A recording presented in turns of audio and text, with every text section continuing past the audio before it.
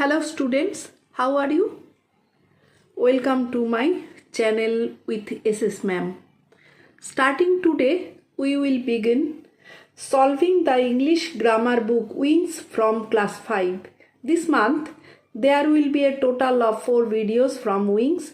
Next month, I will provide 4 more videos from the same book. Hopefully, this will help you cover the syllabus for your first summative exam. In today's video, we will cover revision lesson activities 1 to 10. The remaining activities will be covered in the next video. Let's get started.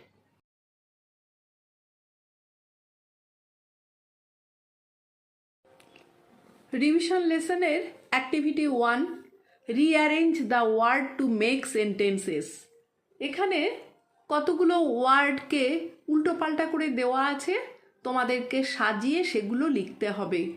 এক্সাম্পলে একটা দেওয়া আছে is today Kolkata living বৃষ্টি।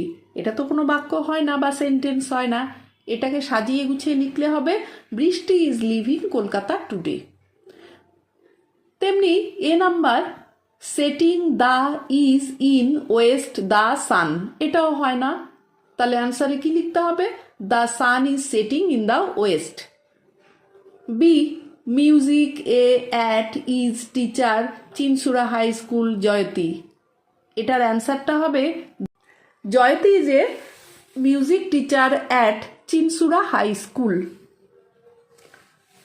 C maths his students Sumanta teaches sincerely, এটার অ্যান্সার হবে Sumanta teaches his students math sincerely. D under sleeping is cat the table, এটা হবে the cat is sleeping under the table. ই a unique of form is yoga meditation, এটা হবে yoga is a unique form of meditation. F scientist a great was doctor Abul Kalam Azad, answer হবে doctor Abul Kalam Azad was a great scientist. Activity 2, match column A column B and column C to make sentences, rewrite the sentence, one is done for you. তো এখানে column এতে কতগুলো word দেওয়া আছে, column বিতেও আছে, সিতেও আছে। তোমাকে কলাম এ থেকে বি নিয়ে তারপরে সিতে যে সেটাকে ম্যাচ করাতে হবে। তো এখানে করিয়ে দেওয়া হয়েছে Peter is singing a song, তারপরেরটা হবে a cow is grazing in the field, তারপরেরটা হবে the moon is shining in the sky, Moumita is bathing in the river, the teacher examined the answer scripts, লাস্টেরটা হবে a notice was put up on the notice board. Activity 3, look at the words and pictures given below and read the features of the season. Write the few sentences on the season and give a title. তো তোমাকে এখানে দেওয়া আছে কতগুলো picture দেওয়া আছে এবং পিকচারগুলোর মাঝে দেওয়া আছে যে নেম অফ দ্য সিজন। তো তোমাকে নাম লিখতে হবে, এই সিজনটা ছবিগুলো দেখে বুঝতে হবে যে এই ছবিগুলো কিসের সাথে যায়। দেখো এখানে আছে লোটাস আছে, তারপর আছে হলো ক্লাউডস আছে, কাশফুল আছে, তেমনি এখানে কম গরম লেস হিট আছে, লেস সোয়েট হবে। তাহলে এটা কোথায় হচ্ছে সেটা তোমাকে দেখে বুঝে নিয়ে লিখতে হবে কিছু সেন্টেন্সেস। তো এটার আমি নাম দিয়েছি the beauty of autumn. Autumn is a pleasant season, the weather becomes cooler and there is less heat and sweat, the sky remains clear with fluffy white clouds, lotus flower bloom in the ponds and golden paddy fields sway in the breeze. The atmosphere is refreshing, making it a delightful time of the year. Activity 4, carefully study the following hints and write 6 sentences on the season. Add the title to the paragraph.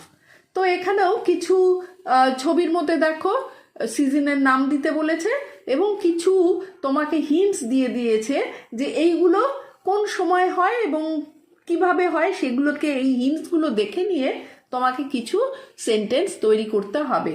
যেমন এখানে আছে black thick clouds in the sky, মানে কালো মেঘ আকাশে থাকে। The sun is often covered, আকাশটা পুরো মাঝে মাঝে ঢাকা থাকে। তবে থান্ডার স্টর্ম, বাজ পড়ে কখন। তারপর difficult to dry wet clothes, ভিজা জামা কাপড় শুকানো মুশকিল হয় কখন। তারপর water logging in low lying places, জল জমে যায় নিচু জায়গায়। তারপরে কদম ফ্লাওয়ার, সে সময় কদম ফ্লাওয়ার ফোটে। তারপর কি ক্লাউডস রামলিং, মানে গুড় করে শব্দ হয় আকাশে। এগুলো আমরা বুঝতেই পারছি যেটা রেনি সিজনে হয়, তাহলে রেনি সিজনের সম্পর্কে লিখতে হবে কিছু। তো টাইটেলটাকে মনসুন সিজন বা রেনি সিজনও লিখতে পারো।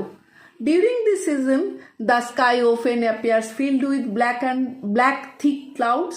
In this time wet clothes are become difficult to dry. Kadam flowers blooms during the rainy season. Flashes of lightning and thunderstorm found in the sky occasionally. Because of heavy rain, some places of low lying get waterlogged.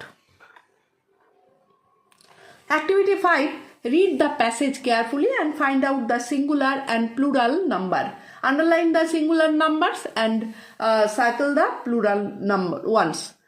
তো নিচে একটা passage দেওয়া আছে যেখানে singular নাম্বারও আছে, plural নাম্বারও আছে। আমরা জানি সিঙ্গুলার মানে যেটা একটা হয় সেটাকে সিঙ্গুলার বলে, প্লুরাল মানে অনেকগুলো যেখানে হয় সেটাকে প্লুরাল বলে, নাম্বার বলে। তো এখানে যেটা নিচের লেখাটাকে পড়তে হবে ভালো করে। এবার সিঙ্গুলার নাম্বার যেটা তার নিচে দাগ দিতে হবে আর প্লুরাল নাম্বারে গোল করতে হবে। One day some boys were playing beside a lake. দেখো এখানে সাম বয়েজ তার মানে এটা কি, এটা প্লুরাল, সুতরাং এটাকে গোল করা হয়েছে। আর এ লেক মানে একটি লেক, তার মানে এটা সিঙ্গুলার, এটাকে আন্ডারলাইন করা হয়েছে। They saw to their surprise an old man with 2 monkeys। তাহলে দেখো এখানে অ্যান ওল্ড ম্যান একটা মানুষকে বোঝানো হয়েছে, সুতরাং এখানে কি হচ্ছে আন্ডারলাইন। আর 2 monkeys একের বেশি আছে, সুতরাং এখানে গোল দাগ দেওয়া হয়েছে। He had a stick and a sack in his hand. The old, এখানে দেখো স্টিক, এ স্টিক বলেছে, এ স্টিক এখানে কি একটা, এবং দেখো এ স্যাক বলেছে এটাও একটা, সুতরাং এই দুটোকে কি করা হয়েছে আন্ডারলাইন করা হয়েছে। The old man stood in front of A playground. তাহলে ওল্ড ম্যান আবার সেই একটাই আছে, এ প্লেগ্রাউন্ড এটাও একটা, দুটোতেই কি হচ্ছে underline. Many men and women of different ages gathered there.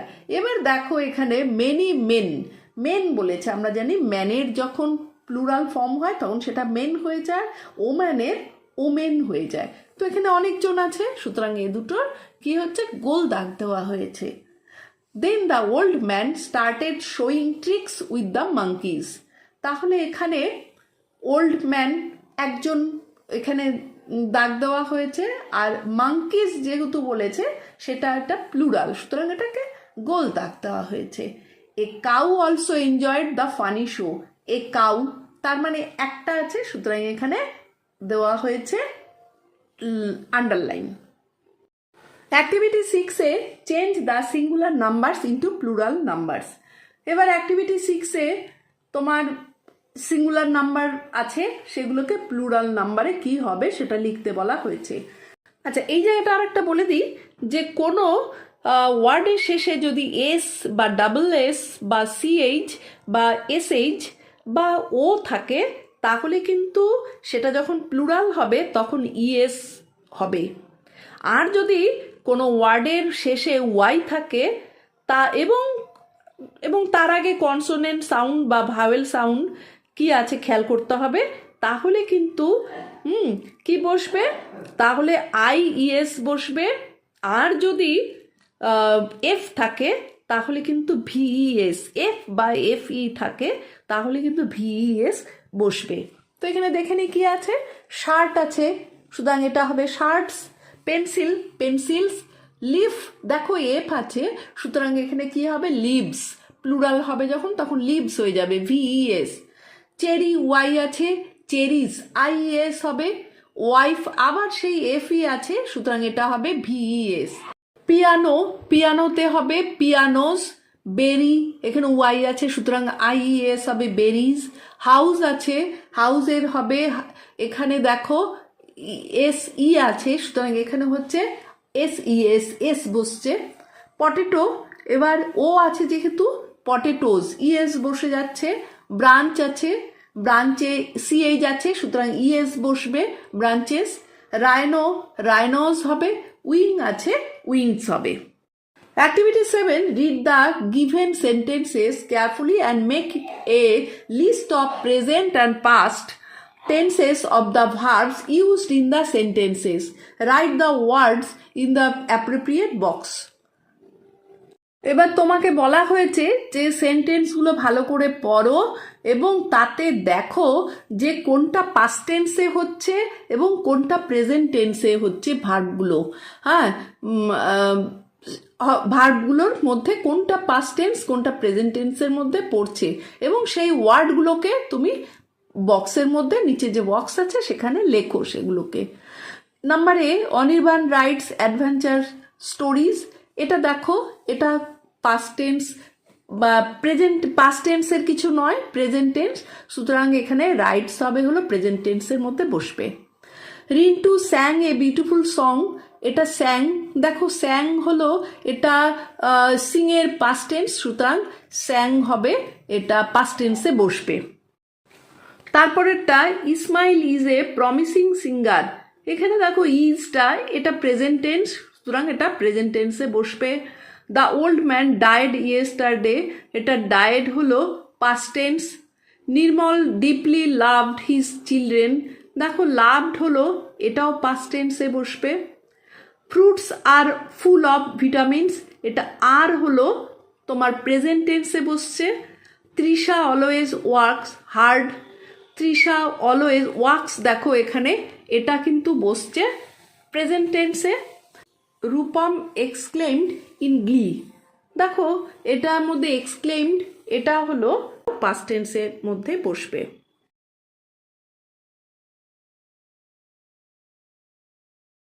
Activity 8. Write the present past form of the following words in the space provided below. One is done for you.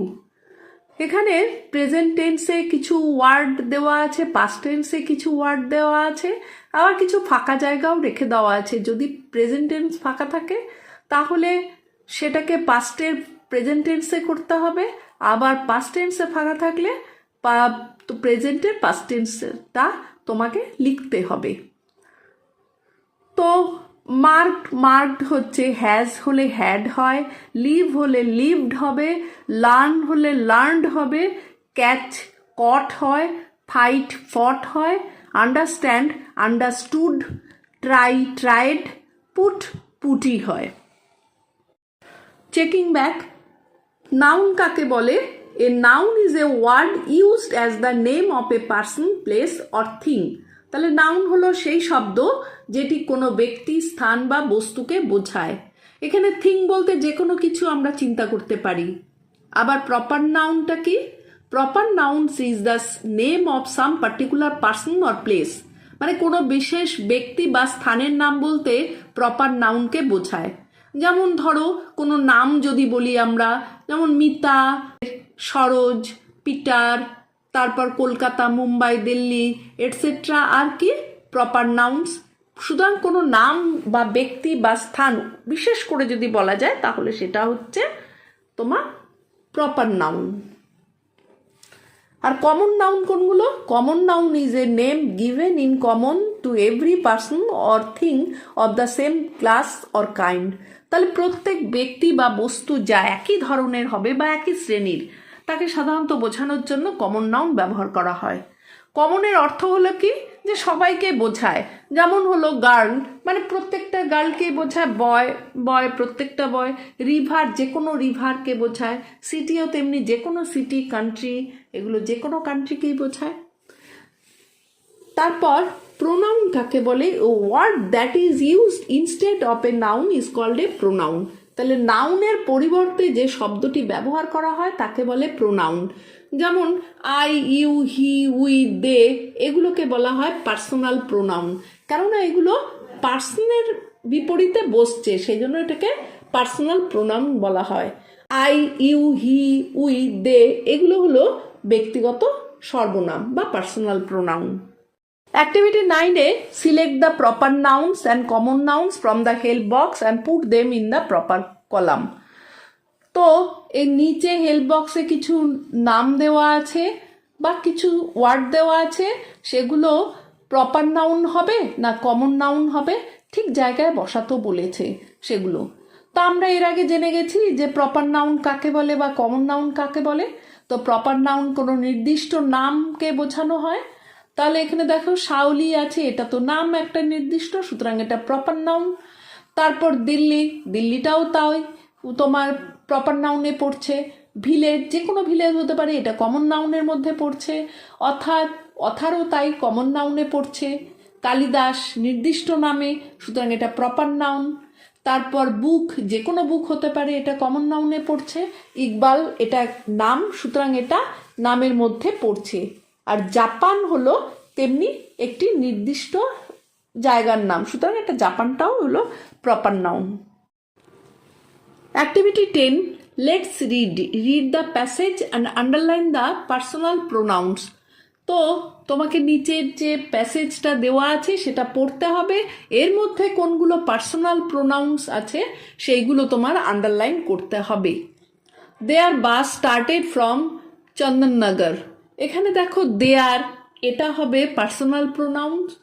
On their way the teacher asked them whether anyone had visited the Bandel church before. দেখো এখানে on their way, their এটাও personal pronoun, আবার them এটাও personal pronoun. Most of them had not, so they remain silent. তো most of them, them এখানে হবে তোমার personal pronoun, আর সো দে হবে এখানে পার্সোনাল প্রোনাউন।